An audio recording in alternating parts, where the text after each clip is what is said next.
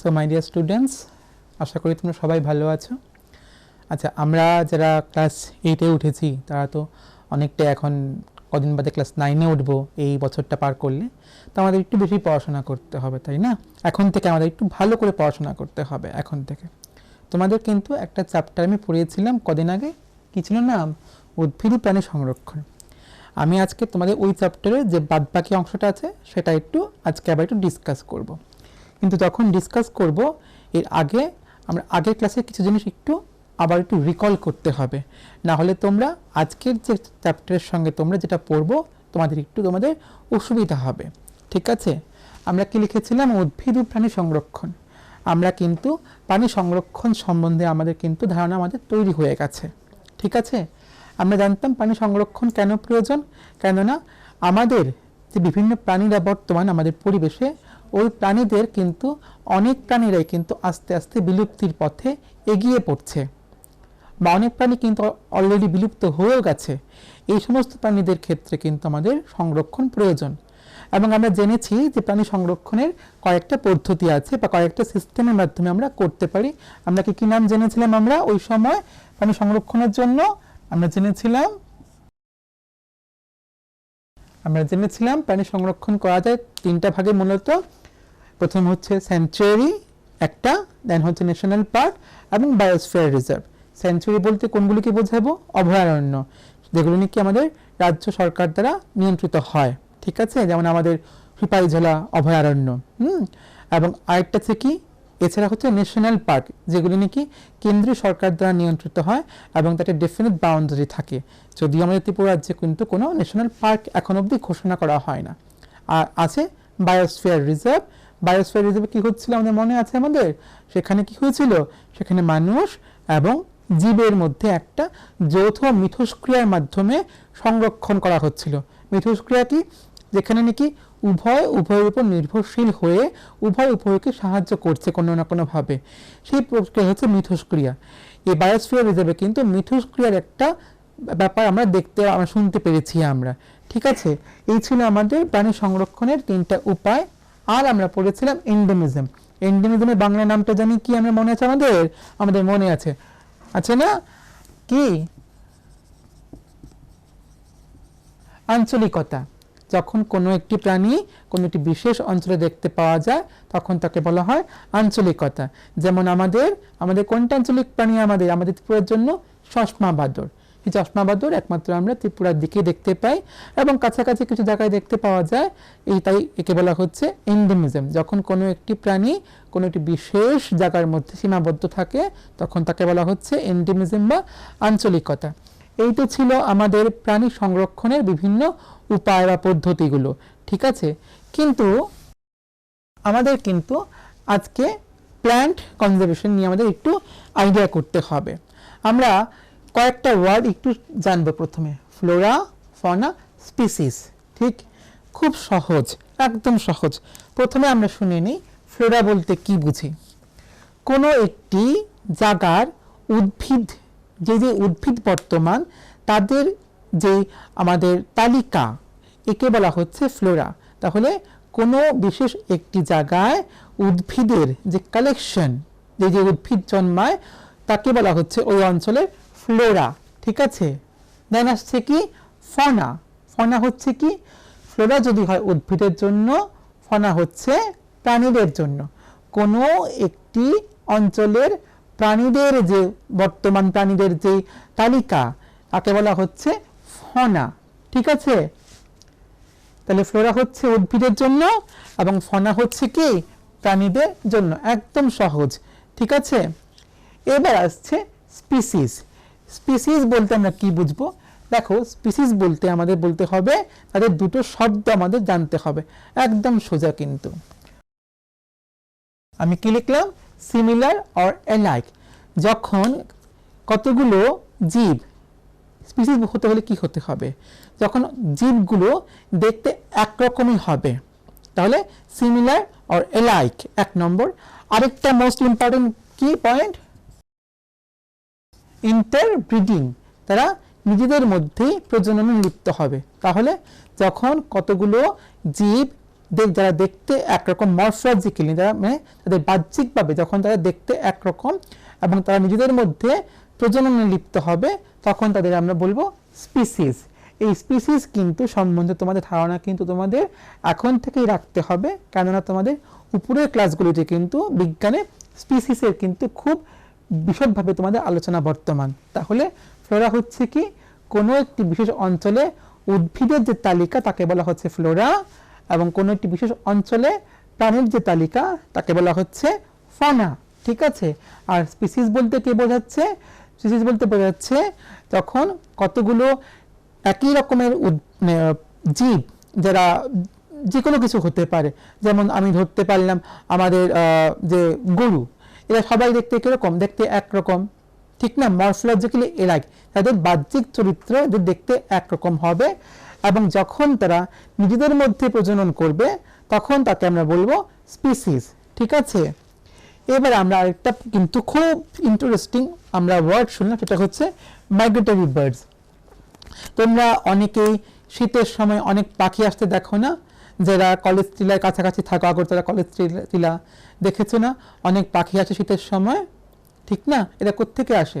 এরা আসে সাইবেরিয়া থেকে। এই সমস্ত পাখিদের বলা হচ্ছে মাইগ্রেটরি বার্ডস বা পরিযায়ী পাখি। এরা কি? আসলে এরা এই অঞ্চলের পাখি না, কিন্তু এরা মানে এরা এদের যে হ্যাবিটেট, এরা কিন্তু এখানের, এরা মূল পাখি না। এটা আমি বলেছিলাম ফ্লোরা বা ফনা, ঠিক না? ফ্লোরা বলতে যেমন কি বুঝিয়েছিলাম, ত্রিপুরার যে সমস্ত গাছগুলি ত্রিপুরায় পাওয়া যায় ফ্লোরা, বা ত্রিপুরার যে সমস্ত প্রাণী পাওয়া যায় ত্রিপুরার ফনা। কিন্তু মাইগ্রেটরি বার্ডস, যেমন বিভিন্ন ধরনের পাখি আসে শীতের সময় আমাদের এখানে, সেগুলি কিন্তু সবসময় ত্রিপুরায় থাকে না, কিন্তু এরা বিশেষ একটি সময়ে বা সিজনে এরা ত্রিপুরাতে আসে এবং শীতকালে আসে, এবং আসার পরে এরা একটা সময় থাকে এবং তারা আবার তাদের আসল হ্যাবিটেটে চলে যায়। এদের বলা হচ্ছে আমাদের মাইগ্রেটরি বার্ডস। মাথায় থাকবে? তাহলে আমরা ফ্লোরা, ফনা, স্পিসিস, মাইগ্রেটরি বার্ডস, এগুলি কিন্তু আমাদের একটু মাথায় রইল আমাদের। এবার আমাদের আসল ব্যাপারটা চলে আসছি। আমরা একটা টার্ম লিখেছি, দেখো, সেটা হচ্ছে বায়ো ডাইভার্সিটি। বায়ো কথার অর্থ কি? বায়ো কথার অর্থ হচ্ছে জীব, আর ডাইভার্সিটি কথার অর্থ কি? বৈচিত্র্য। তাহলে বায়োডাইভার্সিটির কথার অর্থ কি? বায়োডাইভার্সিটি কথার অর্থ হচ্ছে কোনো একটি অঞ্চলের উদ্ভিদ, প্রাণী এবং বিভিন্ন ধরনের, সে হতে পারে ব্যাকটেরিয়া, কিন্তু মানে একদম অণুজীবীর সমস্ত যে জীব সম্প্রদায়ের যে বৈচিত্র্য বর্তমান, তাকে বলা হচ্ছে বায়োডাইভার্সিটি। কোনো একটি অঞ্চলের জীব সম্প্রদায়ের যে বৈচিত্র্য বর্তমান, তাকে বলা হচ্ছে বায়োডাইভার্সিটি। তাহলে জীববৈচিত্র্য বলতে কি বোঝাচ্ছে? কোনো একটি বিশেষ অঞ্চলের যে সমস্ত জীবের যে বৈচিত্র্য, তাকে বলা হচ্ছে জীববৈচিত্র্য। আমি ধরলাম আমার এই জায়গাটা, ঠিক আছে, ত্রিপুরা জায়গাটা ধরলাম, এখানে কারা আছে? উদ্ভিদ আছে, বিভিন্ন প্রাণীরা আছে, আমরাও আছি। দেখো, আমাদের উপর আমরা কিন্তু কাদের উপর ডিপেন্ডেন্ট, নির্ভরশীল? আমরা উদ্ভিদের উপর ডিপেন্ডেন্ট, প্রাণীর উপর ডিপেন্ডেন্ট, ঠিক না? আবার কিন্তু মনে করো এই যে প্রাণীরা, এরা কিন্তু কাদের উপর ডিপেন্ডেন্ট? উদ্ভিদের উপর ডিপেন্ডেন্ট, ঠিক না? আমরা কিন্তু প্রত্যেকে কিন্তু একে অপরের উপর নির্ভরশীল। এই বায়োডাইভার্সিটি কিন্তু আজকে বিভিন্ন বিপদের সম্মুখীন হয়ে দাঁড়িয়েছে। বিভিন্ন কারণে আজকে আমাদের এই যে জীববৈচিত্র্য বিপদের মধ্যে এসে পড়েছে। এই বায়োডাইভার্সিটি লস হচ্ছে বিভিন্ন কারণে। আমাদের জানতে হবে কারণগুলো কি কি বায়োডাইভার্সিটি লসের। প্রথমে আমি লিখলাম লজিং, বাড়ি ঘর বানাবার জন্য। পপুলেশন খুব বাড়ছে, এবার বাড়তি পপুলেশনের জন্য বাড়ি ঘর তো প্রয়োজন। কোথায় যাবে? কোথায় কি করবে? সেই বন ধ্বংস করছে। তাহলে বন ধ্বংস করার অর্থ কি? গাছ কেটে ফেলা। এবার গাছ কেটে ফেললে কি হবে? প্রাণীদেরও নিজস্ব বাসস্থান খুঁজে পাবে না, ঠিক না? তাহলে এই যে দেখো, এই বন ধ্বংসের ফলে কিন্তু উদ্ভিদ যেমন ক্ষতিগ্রস্ত হচ্ছে, প্রাণীরাও ক্ষতিগ্রস্ত হচ্ছে, মানে আমার বায়োডাইভার্সিটি কিন্তু ক্ষতিগ্রস্ত হচ্ছে। তাহলে হচ্ছে ফার্স্ট হচ্ছে লজিং। দেন আমি কি লিখতে পারি? Industrial establishment. বিভিন্ন কলকারখানা যে বারবার বাড়ানো হচ্ছে বিভিন্ন কারণে আমাদের বাড়তি চাহিদা মেটাবার জন্য, এই কলকারখানাগুলি কোথায় করছি আমরা? এই বিভিন্ন আমাদের বন কেটে কেটে হয়তো আমরা করছি আমরা। তাহলে এইগুলির চাপও কিন্তু এই বায়োডাইভার্সিটি কিন্তু লসের মুখে এসে দাঁড়িয়েছে। এছাড়া কি হচ্ছে? এছাড়া আমাদের হচ্ছে আমাদের এগ্রিকালচারাল ল্যান্ড, কৃষিজ জমি, কৃষির যে জমি, সে জমি কিন্তু কি হচ্ছে, তাকে আমরা বাড়াতে হচ্ছে। পপুলেশন বাড়ছে, এবার পপুলেশন বাড়লে কি হবে? ডেফিনেটলি খাদ্যের চাহিদা বাড়বে। এবার খাদ্যের চাহিদা যদি বাড়ে তখন কি প্রয়োজন? আমাদের চাষ করতে হবে বেশি।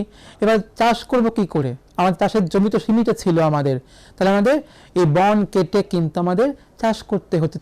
আমাদের চাষের জমি আমরা বাড়াচ্ছি আমরা, তাহলে এই কারণেও কিন্তু বন ধ্বংস হচ্ছে। আমি বারবার বলছি, বন ধ্বংস করার অর্থ কিন্তু বায়োডাইভার্সিটিকে থ্রেট করা, কেননা বনের উপরেই কিন্তু প্রাণীরা ডিপেন্ডেন্ট, প্রাণীরা নির্ভরশীল, এবং আমরাও কিন্তু বনের উপর নির্ভরশীল আমরা। তাহলে এই বায়োডাইভার্সিটি লস হচ্ছে কেন? মূলত লজিং, মানে বাড়ি ঘর বাড়াবার জন্য আমরা বন ধ্বংস করে বাড়িঘর তৈরি করছি। ইন্ডাস্ট্রিয়াল এস্টাবলিশমেন্ট, কলকারখানা বাড়াবার জন্য আমরা কি করছি? আমরা বন ধ্বংস করছি। আর আমাদের এগ্রিকালচার ল্যান্ড এক্সপানশনের জন্য কিন্তু আমরা কি করছি? আমাদের বন ধ্বংস করে আমরা এগ্রিকালচার ল্যান্ড আমরা এক্সপানশন করছি। ঠিক আছে, এই তো গেল আমাদের মূল বায়োডাইভার্সিটি লসের প্রধান তিনটা কারণ। এবার জীববৈচিত্র্য, একে তো আমি জানলাম এর লসের মুখে গিয়ে দাঁড়িয়েছে, কিন্তু এই লসের মুখে গিয়ে দাঁড়ানোর পরেও একে তো কনজারভেশন করতে হবে। কি করে করব? আমাদের বায়োডাইভার্সিটি মূলত যদি প্ল্যান্ট ধরি, এই প্ল্যান্ট কনজারভেশন আমরা কি করে করব? আমরা করতে পারি বোটানিক্যাল পার্কের মাধ্যমে। আমরা পড়েছিলাম ন্যাশনাল পার্ক আগের চ্যাপ্টারে, ঠিক না? ন্যাশনাল পার্ক কি ছিল? ন্যাশনাল পার্ক কিন্তু আমরা শুনেছি এটা ডেফিনেট বাউন্ডারি ছিল, ঠিক না? যেটা নাকি সেন্ট্রাল গভর্নমেন্টের আন্ডারে নিয়ন্ত্রিত হয়। এই বোটানিক্যাল পার্ক কি? এরও দেখবে একটা ডেফিনেট বাউন্ডারি থাকবে, এবং এই বিভিন্ন গাছ, যে গাছগুলি মনে করো খুব ধ্বংস, মানে একদম খুব কম পাওয়া যাচ্ছে, কোনো এক সময় হয়তো খুব বেশি পাওয়া যেত, কিন্তু মানুষের অতিরিক্ত চাহিদা নিবারণের জন্য বা বিভিন্ন কারণে এদের সংখ্যা আস্তে আস্তে কমে আসছে। এবার এইগুলিকে কি করে বাঁচাবো আমি?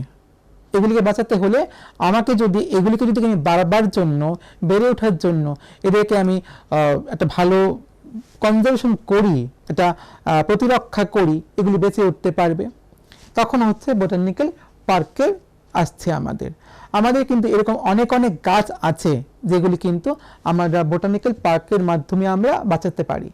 আমরা একটা গাছের নাম আমি একটু লিখছি, সেটা হচ্ছে সাইকাস পেকটিনেটা। জানো এই সাইকাস পেকটিনেটা, এই যে গাছটা 12 বছরে একবার তার মধ্যে ফুল হয়, ঠিক আছে? এবার এই গাছটাকে কি করা হয়? এই গাছটাকে ফুল ফোটার সঙ্গে সঙ্গে তার যে ফুলের অংশটা আমরা লোকেরা কেটে ফেলে। এই ফুলটা যদি কেটে ফেলে তাহলে কি হবে? ফল হবে না। ফল যদি না হয় তাহলে কি হবে? বিচি থাকবে না। আর বিচি না থাকলে কি হবে? এই গাছটা আবার তৈরি হবে? হবে না তো। তাহলে এই সাইকাস পেকটিনেটাকে যদি বাঁচাতে হয়, তাকে আমাকে কি করতে হবে? আমি তার যদি কোনো গাছ, ছোট বিচিকে আমি যদি বাঁচিয়ে রাখতে পারি, সেগুলিকে কোনো বোটানিক্যাল গার্ডেনে আমি সবসময় নজরদারির মাধ্যমে গড়ে তুলতে পারি, তাহলে কি হবে? এগুলির সংখ্যা যে কমে যাচ্ছিল বিভিন্ন কারণে, সংখ্যা বাড়তে শুরু করবে, ঠিক না? এই তো গেল একটা উদাহরণ, সাইকাস পেকটিনেটা। এছাড়া এরকম বহু বহু গাছ বর্তমান আছে যেগুলি কিন্তু মানুষের বিভিন্ন চাহিদা নিবৃত্তির জন্য কিন্তু একটা সময় ভীষণভাবে ধ্বংস করা হয়েছে, যার ফলে এদের সংখ্যা কিন্তু প্রচুর কমে আসছিল। এদের কিন্তু আমরা বোটানিক্যাল পার্কসের মাধ্যমে কিন্তু বাঁচিয়ে তুলতে পারি, বাঁচিয়ে রাখতে পারি। কিন্তু আমরা দুটো ওয়ার্ড কিন্তু আমরা শুনেছিলাম আমরা এর আগে ন্যাশনাল পার্ক পড়ার সময় বা আমাদের প্ল্যান্ট এনিম্যাল কনজারভেশন পড়ার সময় কি ছিল না টার্ম দুটো? এন্ডেঞ্জার্ড স্পিসিস এবং ভালনারেবল স্পিসিস। কিছু কিছু প্রাণীকে বা উদ্ভিদকে যদি একসঙ্গে বলি এখানে আমি, এমনভাবে তাকে ধ্বংস করা হয়েছে বিভিন্ন কারণে, মানে মানুষের চাহিদা নিবৃত্তির জন্য, এর সংখ্যা কমতে কমতে একদম নেট কোঠায় এসে পৌঁছেছে। এগুলিকে বলা হচ্ছে এন্ডেঞ্জার স্পিসিস। ভালনারেবল কোনগুলো? যেগুলির সংখ্যা হ্রাসপ্রাপ্ত হচ্ছে ক্রমাগত। এগুলিকে যদি আরও ব্যবহার করা হয়, এগুলির সংখ্যা হয়তো একটা সময় আর থাকবেই না। Vulnerable species. আমাদের প্ল্যান্টের মধ্যেও কিন্তু এরকম বহু এন্ডেঞ্জার স্পিসিস বর্তমান। যেমন আমি তোমাদের বলি একটা উদাহরণ, খুব তোমাদের অনেকেই গাছটা সম্বন্ধে তোমরা দেখেছো, বন পেয়ারা। এই গাছটা কিন্তু ত্রিপুরায় পাওয়া যায়, বন পেয়ারা। এবং খুব একটা ভালো জিনিস খবর জানো তো তোমরা এটা হচ্ছে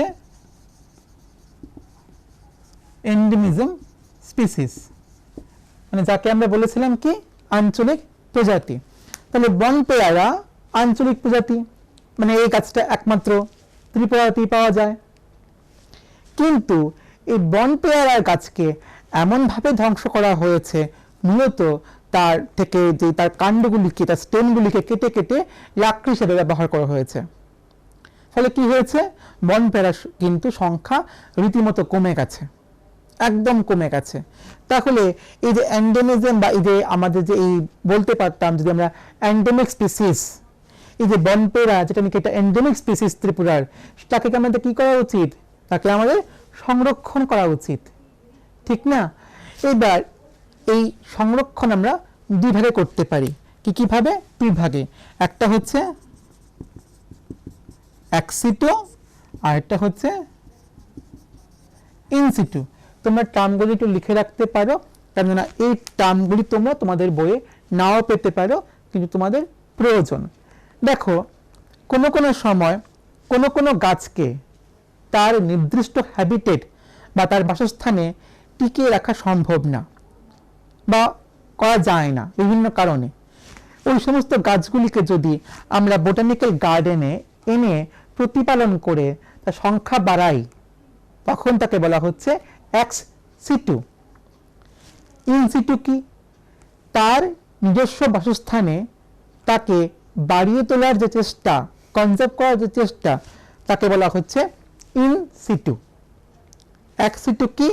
এক্স সিটু আমি আবারও বলছি, যখন কোনো একটি উদ্ভিদকে তার নিজস্ব বাসস্থান বা বাসস্থল ওইখান থেকে সরিয়ে এনে অন্য কোনো স্থানে, মূলত বোটানিক্যাল পার্কসে বা গার্ডেনে তাকে প্রতিপালন করা হয় এবং ধীরে ধীরে তার সংখ্যা বৃদ্ধি করে তাকে কনজার্ভ করা হয়, তখন তাকে বলা হচ্ছে এক্স সিটু কনজারভেশন।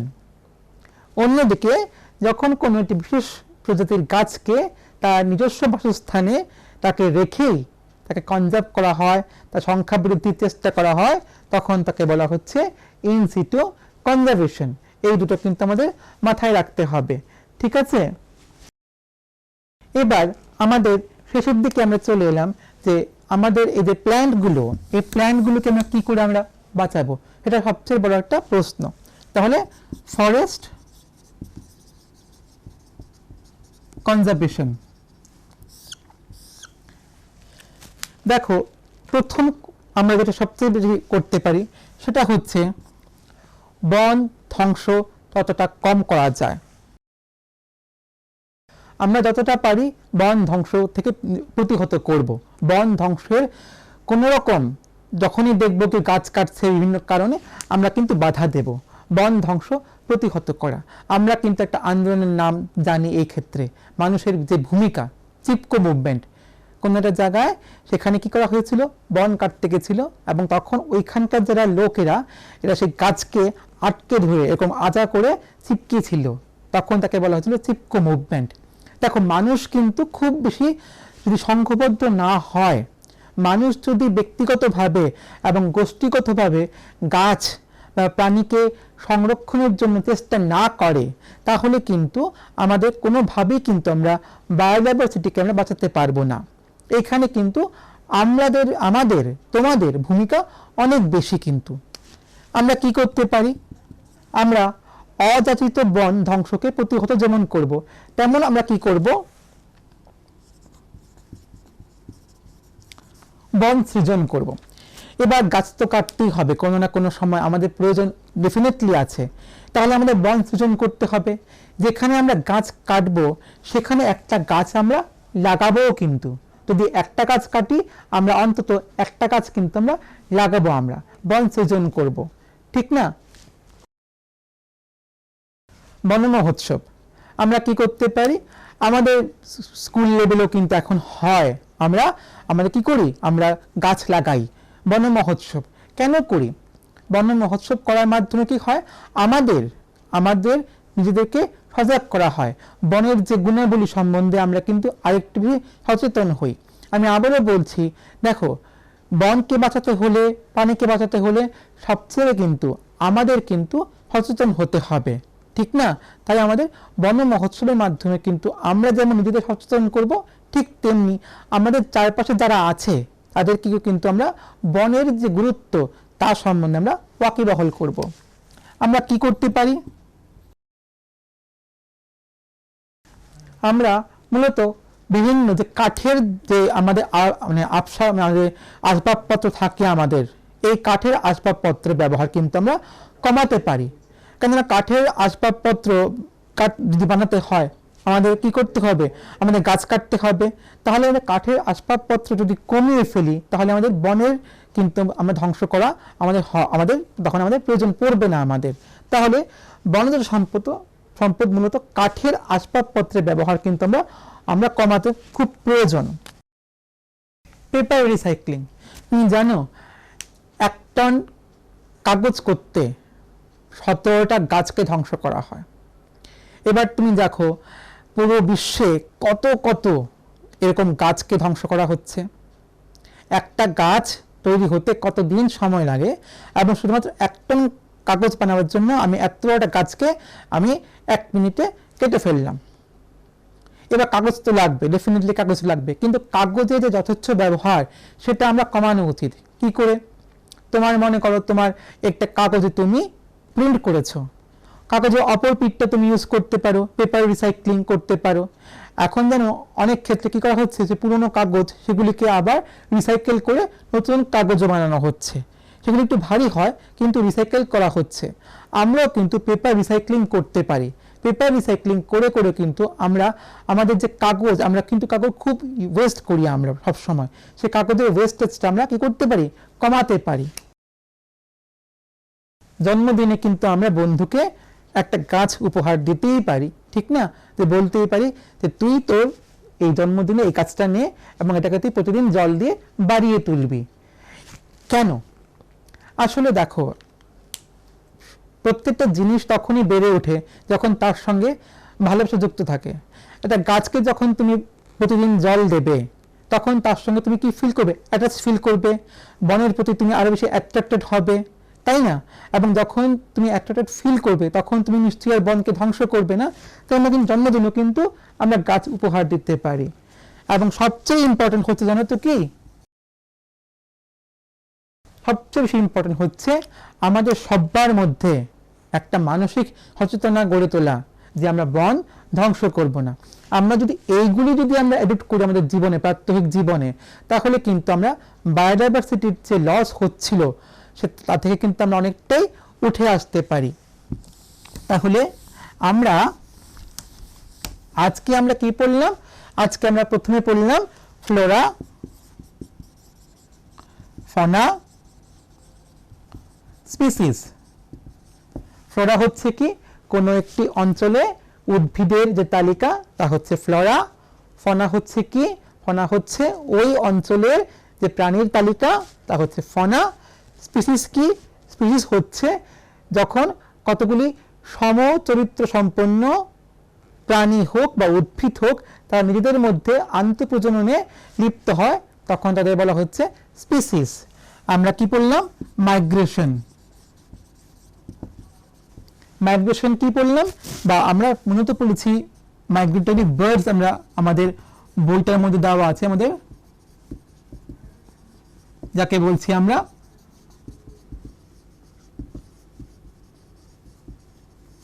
পরিযায়ী পাখি। এরা কারা? বিশেষ করে শীতের সময় সাইবেরিয়াতে এবং অন্যান্য বিভিন্ন দেশ থেকে আমাদের দেশে কতগুলো পাখি আসে এবং এরা এখানে এসে আমাদের আবহাওয়ায় এরা ডিম পাড়ে এবং এরা পরে চলে যায়। এই যে এদের বলা হচ্ছে মাইগ্রেটরি বার্ডস বা পরিযায়ী পাখি। কিন্তু তোমাদের এটা জানা উচিত এই মাইগ্রেশন শুধুমাত্র পাখি না, কিন্তু মাইগ্রেশন কিন্তু অন্যান্য প্রাণীদের মধ্যেও দেখা যায়। যেমন আমরা বলতে পারি আমাদের প্রজাপতির মধ্যে মাইগ্রেশন দেখা যায়। যেমন মাছ, কিছু কিছু মাছ আছে যারা সমুদ্রে থাকে কিন্তু এরা একটা সময় এরা নদীর দিকে চলে আসে। এই মাইগ্রেশন কিন্তু প্রাণীদের মধ্যে খুব কমন। কিন্তু মাইগ্রেশন আমরা কি পড়লাম? আমরা পড়লাম বায়ো ডাইভার্সিটি।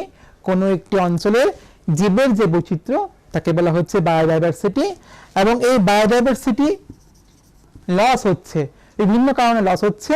মূলত আমাদের যে চাহিদা, আমাদের কৃষিজ জমির চাহিদার জন্য, আমাদের আরবান চাহিদার জন্য, ঘরবাড়ি চাহিদার জন্য, কলকারখানা চাহিদার জন্য কিন্তু এই বায়োডাইভার্সিটি লস হচ্ছে।